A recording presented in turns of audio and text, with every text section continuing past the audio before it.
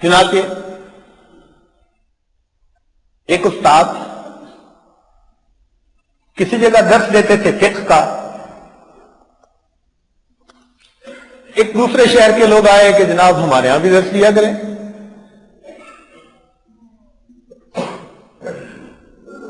انہوں نے کہا کہ بھئی وقت تو تھوڑا ہوتا ہے، اگر یہاں درس دے کر میں وہاں پہنچوں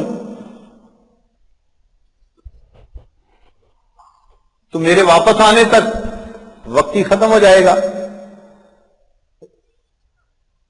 انہوں نے کہا حضرت ہم آپ کے لیے سواری کا بندوبست کرتے ہیں، آپ یہاں درس دے کر سوار ہو کر ہمارے پاس پہنچے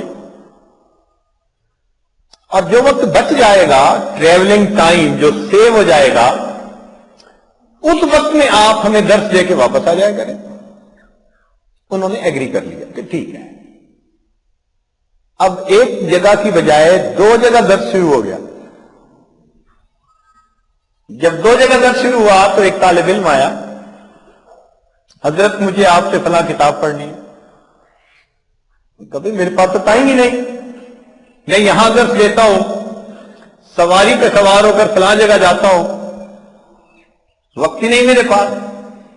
شاگرد کہنے لگا کہ حضرت آپ جب یہاں سے سوار ہو کر فلاں جگہ جاتے ہیں، اس دوران راستے میں آپ مجھے کتاب کا درس دے دینا، میں سواری کے ساتھ دوڑتا بھی رہوں گا اور علم بھی حاصل کرتا رہوں گا.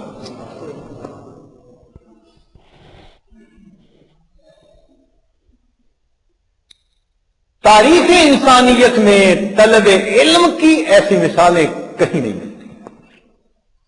ہمارے اکابر نے حق ادا کر دیا علم حاصل کر.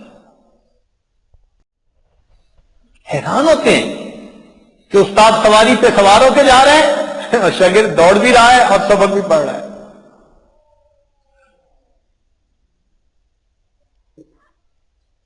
تو علم کی خاطر قربانیاں دینی پڑتی.